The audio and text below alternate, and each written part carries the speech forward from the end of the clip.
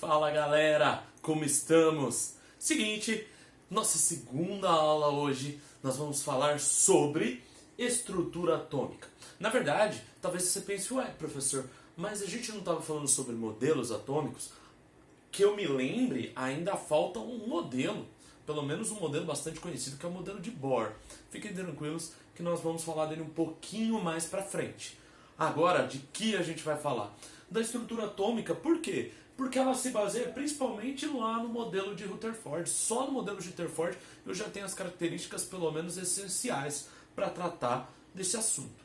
É um assunto muito importante, galera. É um assunto que vai ser extremamente importante para os conteúdos, principalmente de vestibulares. E é lógico, se você estiver aí no primeiro ano, no terceiro, você acaba revendo isso aqui também. Fechou? Então vamos lá? O que é a estrutura atômica?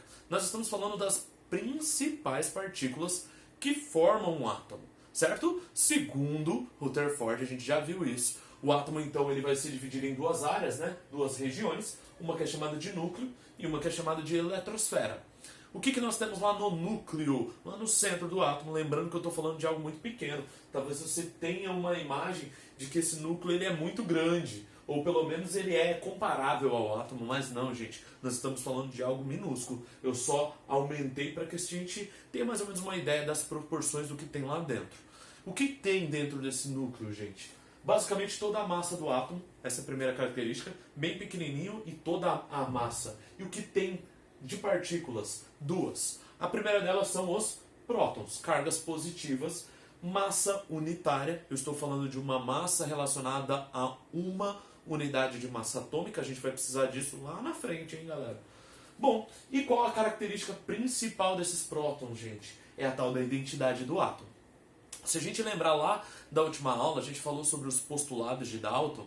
Dalton falava que um elemento era um conjunto de átomos que apresentavam massas e propriedades semelhantes. Na verdade, a mesma massa e as propriedades entre si semelhantes. Eu já posso adiantar para vocês que ele errou. Na verdade, o que nós temos de característica de todos os átomos de um mesmo elemento é o número de prótons. Certo? Então, imagine que você estivesse lá andando no espaço, visse um átomo e por coincidência você fosse lá capaz de contar o número de prótons.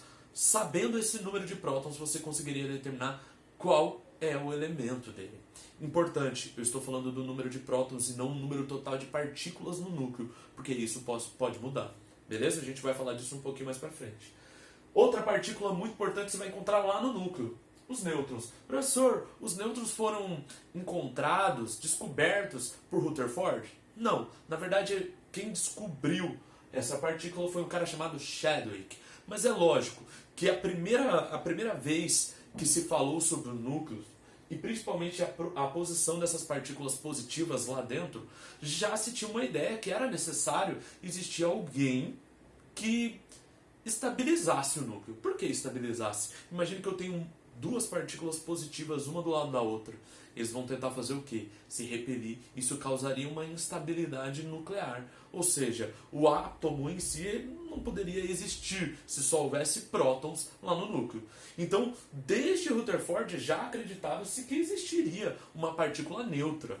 Quem descobriu essa partícula é que foi Chadwick. Quais são as características dela? Primeiro, carga neutra significa que eu tenho cargas positivas e negativas iguais. Talvez você fale, ué professor, mas tem partículas positivas e negativas? Você vai ver isso lá na radioatividade.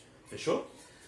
Massa unitária. A massa é comparável, praticamente igual à massa do próton. Lembrando, eu estou falando de unidades de massa atômica, não estou falando de gramas, quilogramas ou unidades de massas que são muito cotidianas nossas. É uma massa bem pequenininha, fechou?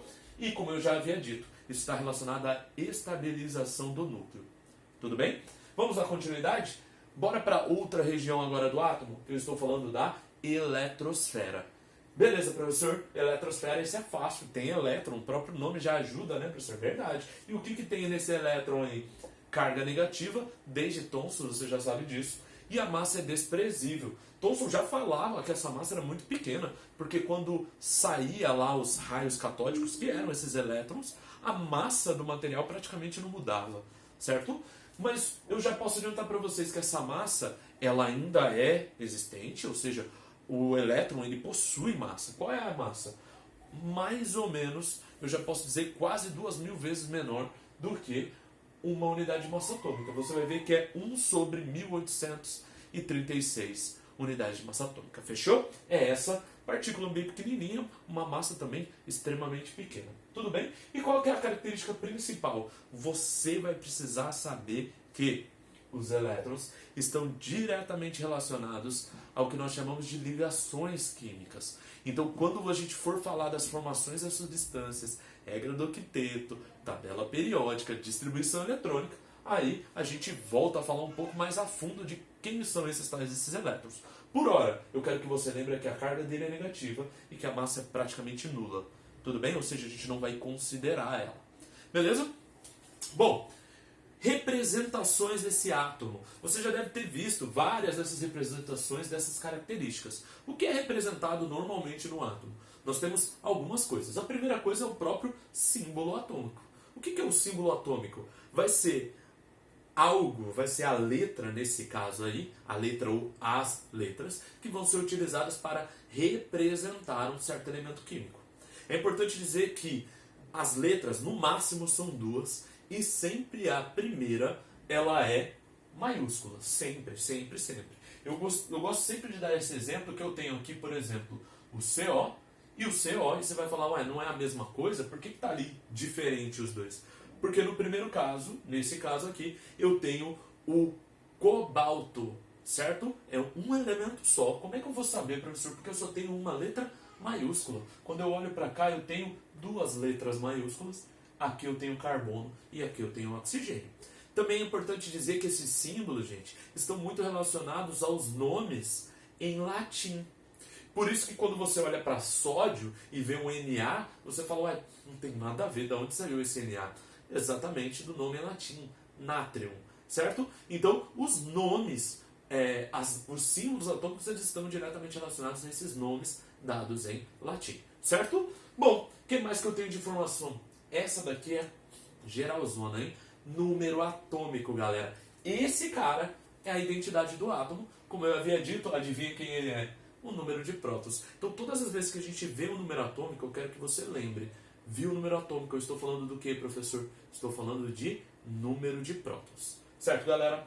Número de massa, importante. Eu falei número de massa, não é massa atômica diretamente. Por que não massa atômica, professor? Porque a massa atômica que nós utilizamos, certo? Nos cálculos químicos, não diretamente é esse número de massa. Por quê? Por causa de uma palavra chamada isótopo. A gente vai ver lá na frente. Beleza? Mas o que é o número de massa? Eu já adianto para vocês que nada mais é do que a soma da massa do núcleo. Lembra que eu falei que o elétron é muito pequenininho? A massa dele é quase que insignificante, é desprezível, segundo os cálculos químicos? Eu já posso adiantar para vocês, então, que o número de massa vai ser a somatória do número de prótons e número de nêutrons. Ou do número atômico, que a gente já viu, com o número de nêutrons. Bom, outra característica muito presente, que muita gente esquece, erra, se perde. É justamente isso aqui, gente. Carga atômica. O que é a carga atômica? A carga atômica, ela é dada pela diferença entre prótons e elétrons, certo? A gente já viu que desde Thomson a matéria ela tem comportamento elétrico, certo? Ou seja, ela tem cargas positivas e negativas. E eu já adianto, se esse corpo, se essa matéria, se esse átomo ou molécula apresentar comportamento neutro, é porque ele tem prótons e elétrons iguais. Fechou? Então, todas as vezes que a carga for zero. Importante, sempre vai ser representada essa carga? Nem sempre. Quando nada está sendo representado, vamos supor, isso aqui não apareceu a carga. Professor, qual é a carga que está sendo representada ali? Zero. Então, todas as vezes que a carga for neutra, eu posso simplesmente não representar. Tudo bem? Agora, se essa carga for diferente de zero, eu já adianto para vocês que vai ter que haver uma representação. E para isso, nós estamos falando de uma coisa chamada íon. O que é o íon, então? Todas as vezes que um átomo ou uma molécula está com cargas diferentes de zero, ou seja, está carregado positivamente ou carregado negativamente. Uma coisa que eu tenho que lembrar, mas assim, olha, sempre, sempre, sempre, o número de prótons em uma reação química, em um átomo, ele não pode mudar. Porque se ele muda justamente a identidade. Se houver mudança nos prótons, eu estou falando de mudanças de identidade. Você vai estudar isso lá na radioatividade, não nas ligações químicas. Nas ligações químicas como um todo, que estão relacionadas aos elétrons, nós estamos falando sempre de ganhar ou perder elétrons, sempre. Então o íon ele só vai ser formado por essas duas possibilidades. Ou o átomo ou molécula, né, perde elétron ou ganha elétrons.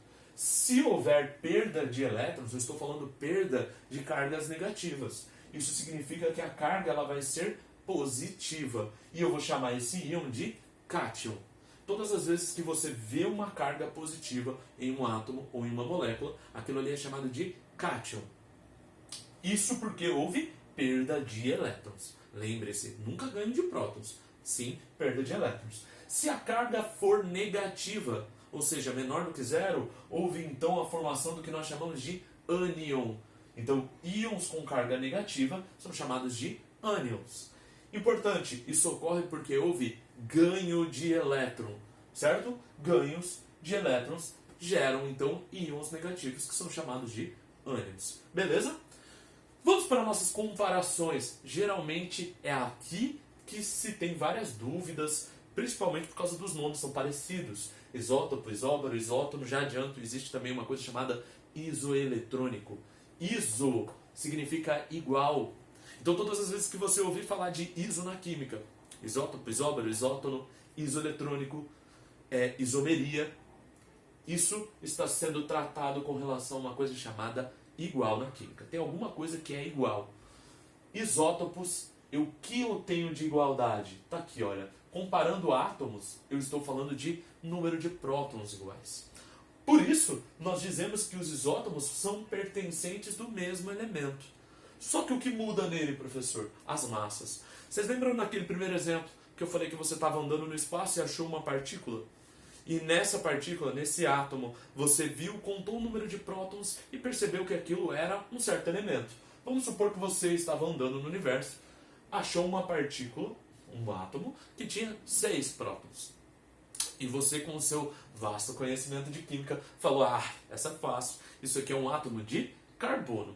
E por curiosidade, você resolve então determinar justamente quem? O número de massas. Então você foi lá, contou os 6 prótons, contou mais 6 nêutrons e descobriu que a massa desse carbono era 12.